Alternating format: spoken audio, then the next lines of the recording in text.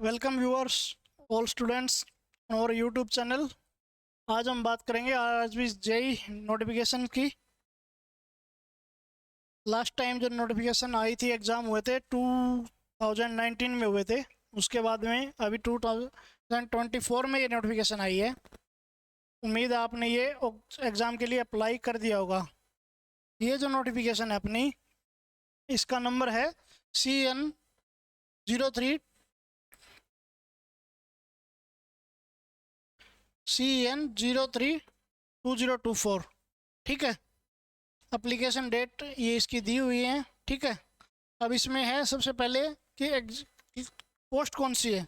इसमें chemical supervisor की post है, रिसर्च की मेट्रोलॉजिकल सुपरवाइज़र की लेवल 7 की पोस्ट है। जो एसएससी की जो पोस्ट होती है ना लेवल की, उस लेवल की पोस्ट है टेक्निकल। इसमें मेनली ये 7 ही पोस्ट हैं, आरआरबी गोरखपुर की ही हैं। 17 पोस्ट हैं, सॉरी 17 पोस्ट हैं। और ये इनका एज है 18 से 36 के बीच में। पे स्केल इसका देख सकते हो आप, बेसिक पे है 44900। और जो दूसरी मेजर पोस्ट है इसमें, जो अराउंड 8000 के अराउंड है, 7934, ये जो पोस्ट हैं ये हैं लेवल 6 की, जिनका बेसिक पे है 35400। तो इसके अंदर एग्ज़ाम अपनी पोस्ट है जेई की, जूनियर इंजीनियर की, डिपो मटेरियल सुपरिटेंडेंट की, केमिकल एंड मेटलर्जिकल असिस्टेंट की। ठीक है, तो बहुत बढ़िया मौका है। एक तो वहाँ की जो वर्किंग कंडीशन है, वर्किंग एनवायरनमेंट है रेलवे का, वो बहुत अच्छा है। और दूसरा, वहाँ आपको इतनी ज़्यादा प्रेशर नहीं होता, वर्कलोड इतना ज़्यादा नहीं है कुछ एक पोस्ट को छोड़ के। ठीक है, और वहाँ के जो सेंटर के जो रेलवे के अलाउंसेस हैं वो बहुत ज़्यादा है। ठीक है, जो जो सैलरी के अलावा अलाउंसेस है वो बहुत ज़्यादा है। ठीक है, एक ड्रीम पोस्ट की तरह है रेलवे की जॉब।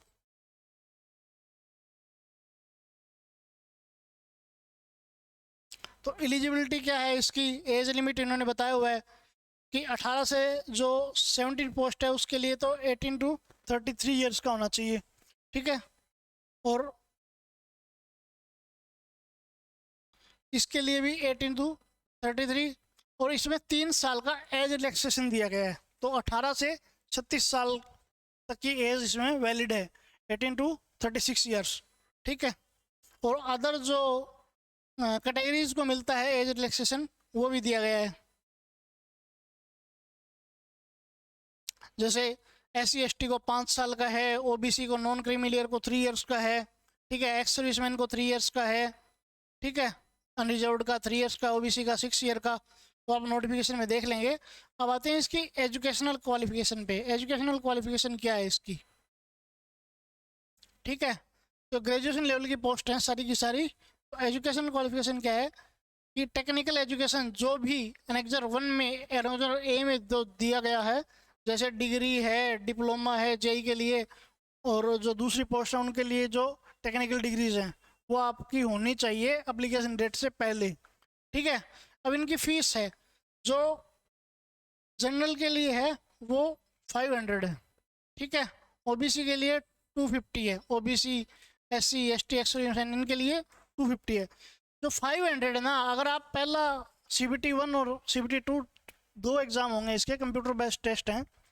अगर आप CBT 1 अटैम्प्ट करते हैं तो आपकी जो 400 फीस है वो वापस रिफ़ंड हो जाएगी। और अगर आप CBT 1 अटेंड नहीं करते तो आपकी 5000 ही फीस रहेगी। अगर आपने अटेंड कर लिया तो 400 आपके अकाउंट में वापस आ जाएंगे, मतलब कि आपकी फ़ीस होगी मात्र 100 रुपये। ये इसलिए करते हैं क्योंकि आप, बहुत से लोग ऐसे हैं जिनने फॉर्म तो फिल कर दिया, अप्लाई तो कर दिया, बट वो एग्ज़ाम देने नहीं जाते। बट रेलवे को तो इनके लिए अरेंजमेंट करनी पड़ती है, बिठाने के लिए, एग्ज़ाम लेने के लिए कंप्यूटर भी अरेंज करना पड़ता है, लैब भी अरेंज करनी पड़ती है, सब अरेंज करना पड़ता है। तो उस अरेंजमेंट में खर्चा तो होता है। ठीक है, तो देने गया उनके वापिस हो जाते हैं। इसके बाद अपना रिक्रूटमेंट प्रोसेस देखते हैं इसका कैसे है।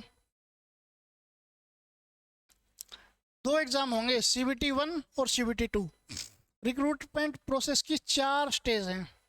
पहला स्टेज 1 CBT 1, फिर CBT 2, फिर इसका डॉक्यूमेंट वेरिफिकेशन और फिर लास्ट में होगा मेडिकल एग्जामिनेशन और उसके बाद आपका सिलेक्शन, आपकी ज्वाइनिंग, ठीक है, एज एन ऑफिसर। तो ये 4 इसके प्रोसेस हैं, CBT 1, CBT 2, document verification and medical examination. Medical examination के जो स्टैंडर्ड्स हैं वो आपको बता दिए जाते हैं, इसके एग्जाम में आपको मिल भी जाएंगे, ठीक है।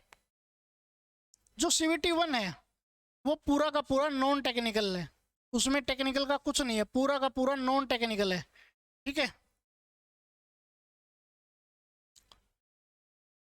पूरा का पूरा नॉन टेक्निकल। ये 90 मिनट्स का है, इसमें 100 क्वेश्चन आएंगे, पूरा का पूरा नॉन टेक्निकल। और 120 मिनट उनका है जो पर्सन विद ब्लाइंड डिसेबिलिटीज है, ठीक है, उनके लिए 120 मिनट का है। इसका सिलेबस ये गिवन है आपको, ठीक है। मैथमेटिक्स है, जनरल इंटेलिजेंस एंड रीजनिंग्स है, जनरल अवेयरनेस है एंड साइंस है। साइंस का अलग से वेटेज है रेलवे में, ये सबसे बढ़िया है कि साइंस का अलग से वेटेज है। जिस बच्चे को साइंस आती है उसको एज है इसमें, इंग्लिश नहीं है इसमें। जस्ट लाइक SSC में इंग्लिश का वेटेज होता है, इसमें इंग्लिश नहीं है। और मैथ्स जो है वो इसमें आपका अर्थमेटिक प्लस एडवांस दोनों है, एलजेब्रा है, ज्योमेट्री है, ट्रिग्नोमेट्री, एलिमेंटल स्टैटिक्स, ठीक है। और जनरल इंटेलिजेंस और रीजनिंग तो वही है जो हर एग्जाम में आती है, कॉमन। तो इसका वेटेज डिसाइड किया गया कि ये जो है 30 क्वेश्चंस आएंगे और 30 मार्क्स के होंगे। जनरल इंटेलिजेंस के 25 क्वेश्चन आएंगे 25 मार्क्स के, अवेयरनेस के 15 आएंगे 15 मार्क्स के, और जनरल साइंस 30 मार्क्स की आएगी, ठीक है, 30 क्वेश्चन। तो यहाँ से क्वालिफाई कर गया, ठीक है। इसका मिनिमम क्राइटेरिया भी है, रेलवे ने दिया है अलग अलग कैटेगरीज के लिए, ठीक है। Minimum percentage for eligibility in CBT 2, CBT 2 में जाने के लिए मिनिमम क्वालिफिकेशन इसका है कि जो अनरिजर्व्ड है उनको 40% मार्क्स लेने ही है, तभी वो आगे एलिजिबल हो पाएंगे। चाहे 100 सीट आगे है अनरिजर्व्ड की, और अगर वो क्वालिफाई करते हैं 80 बच्चे, तो ये नहीं है कि अगर 40% मार्क्स से नीचे हैं आपके तो आपको ले लेंगे, नहीं, 40% आने चाहिए आपके, तब आप सेकंड में जाओगे, ठीक है। EWS के लिए भी 40% है, OBC के लिए 30% है, SC के लिए 30% है और ST के लिए 25% है, शेड्यूल्ड ट्राइब के लिए, शेड्यूल्ड कास्ट के लिए 30% है, ठीक है। तो अब आते हैं CBT 2 पे, सेकंड स्टेज पे। सेकंड स्टेज पे कितने कैंडिडेट्स को कॉल करेंगे? मान लीजिए आपकी 100 पोस्ट हैं, ठीक है, तो वो 15 टाइम्स यानी कि 1500 1500 स्टूडेंट्स आपको बुलाएंगे, 1500 स्टूडेंट्स को कॉल किया जाएगा CBT 2 के लिए, ठीक है। जितनी पोस्ट है उनके 15 टाइम्स, ठीक है।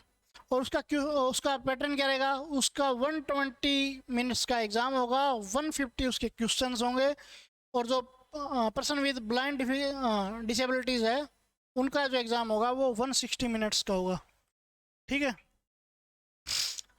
तो इसका सिलेबस वही रहेगा, जनरल अवेयरनेस है, फिजिक्स है अप टू 10th स्टैंडर्ड, ठीक है, physics chemistry up to 10th standard. इसमें एक्स्ट्रा ऐड हुआ है कंप्यूटर साइंस, इसमें एक्स्ट्रा ऐड हुआ है, तो आपको कंप्यूटर यहाँ पढ़ना पड़ेगा। एनवायरनमेंट ऐड हुआ है, ठीक है। और टेक्निकल एबिलिटीज़, जो आपका टेक्निकल है, कोई सिविल इंजीनियरिंग से है, कोई मैकेनिकल इंजीनियरिंग से है, ठीक है, तो वो। तो इसका पेपर पैटर्न क्या रहेगा? पेपर पैटर्न देख लेते हैं CBT 2 का क्या रहेगा।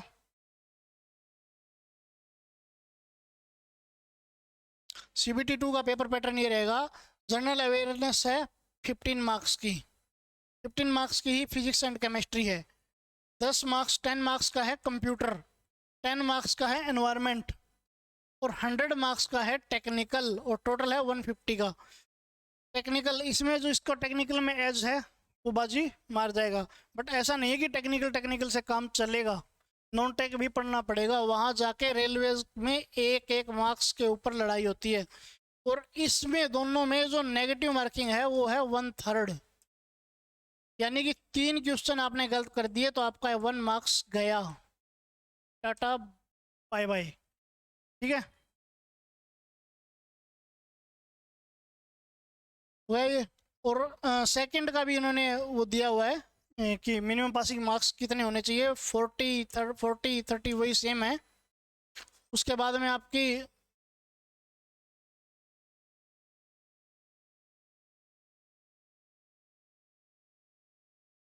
ये आपकी ब्रांचेस दी गई हैं, सिविल है, मैकेनिकल है, उनकी जो अलाइड ब्रांचेस है उनका कौन कौन एलिजिबल है उसके हिसाब से।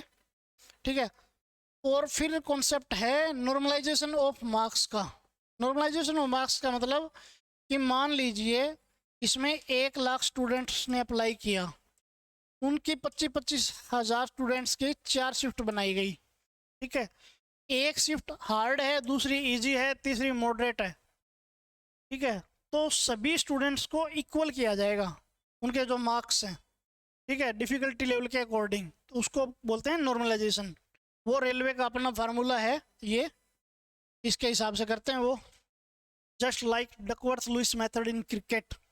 ठीक है, वही डकवर्थ लुइस ये है ना। डकवर्थ लुइस समझ में आता है ना, ये समझ में आता है।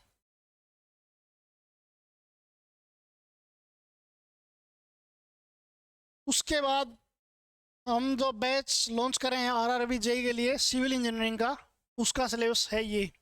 ठीक है, इसमें आपकी इंजीनियरिंग मैकेनिक्स है, बिल्डिंग कंस्ट्रक्शन है, बिल्डिंग मटेरियल है। ठीक है, और कंस्ट्रक्शन ऑफ सुपर स्ट्रक्चर, सब structure, building finishes, building maintenance, drawings, concrete technology.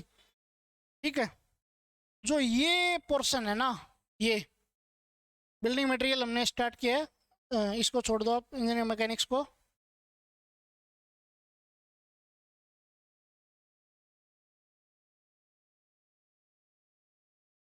ये वाला पोर्शन है, ये अराउंड 40% है सिलेबस का, 40%। और जो मार्क्स ये लेके आएगा वो अराउंड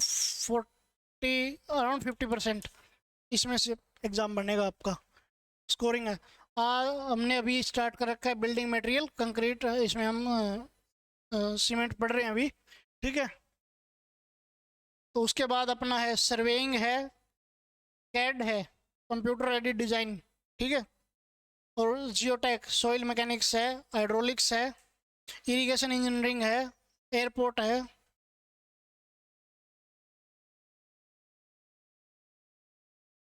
हाइड्रोलिक्स है। ठीक है, इसमें इरिगेशन है, मैकेनिक्स सोम है, ये थ्योरी ऑफ स्ट्रक्चर है, आरसीसी है, स्टील है, ट्रांसपोर्टेशन में रेलवे है, और ब्रिज इंजीनियरिंग है। ठीक है, इसमें टनल का भी शायद थोड़ा पार्ट है, टनल टनल इंजीनियरिंग है, रेलवे नहीं है, ओ एयरपोर्ट नहीं है इसमें। ठीक है, ये छोटे छोटे सब्जेक्ट हैं ये तो। हाईवे है, एनवायरमेंटल इंजीनियरिंग है, advance techniques and equipment of construction, estimation costing और कॉन्ट्रैक्ट एंड अकाउंट। ठीक है, उसके बाद में जो आज नोटिस आया है उसकी बात कर लेते हैं। एग्ज़ाम डेट ऑफिशियली अनाउंस कर दी गई है। डिफरेंट एग्ज़ाम, जो वेरियस एग्ज़ाम्स अभी रेलवे कंडक्ट करवा रहा है। ठीक है, इसमें एएलपी का है, आरपीएफ एसआई का है, टेक्नीशियन का है, जे एंड अदर्स का। ठीक है, तो आज ये अनाउंसमेंट हुई एग्ज़ाम की। जो आपका एएलपी का एग्ज़ाम है वो 25 नवंबर से लेके 29 नवंबर तक है, और जो आरपीएफ एसआई का है वो 2 दिसंबर से लेके 5 दिसंबर तक है। टेक्नीशियन का एग्ज़ाम है वो 16 दिसंबर से 26 दिसंबर तक है। और जो हम टारगेट अभी कर रहे हैं जो बैच जेई का, वो 6 दिसंबर से लेके 13 दिसंबर के बीच में डिफरेंट शिफ्ट्स में एग्ज़ाम होंगे। पहला एग्ज़ाम आपका नॉन टेक का रहेगा, तो नॉन टेक पे आप अपना पूरा ध्यान लगाइए, साथ साथ में टेक्निकल भी प्रिपेयर करिए जितना हो सके। ठीक है, आप जल्दी से जल्दी जितनी क्लासेस अटेंड कर सकते हैं इनकी क्लासेस अटेंड करिए, रिवाइज करिए, उनको रिप्रोड्यूस करिए, रिकॉल करने की कोशिश करिए। बीच बीच में एक दो टेस्ट देते रहिए, टेस्ट सीरीज आपको मिलेगी। ठीक है, तो ये आज के लिए इतना ही, ये नोटिफिकेशन है, ये इम्पोर्टेंट है आज का जो डेवलपमेंट हुई है एग्ज़ाम के रिलेटेड, क्योंकि पहले बच्चों में ये था कि एग्ज़ाम कब होगा कब नहीं होगा। ठीक है, तो सबसे पहले आपका ALP का एग्ज़ाम है, असिस्टेंट लोको पायलट का। ठीक है, इसके लिए मेडिकल स्टैंडर्ड थोड़े हाई रखते हैं। इसमें भी जो सिग्नलिंग में होते हैं JEE में, उसके लिए भी मेडिकल स्टैंडर्ड्स थोड़े हाई रहते हैं। ओके, चलो, thank you, thanks to all of you.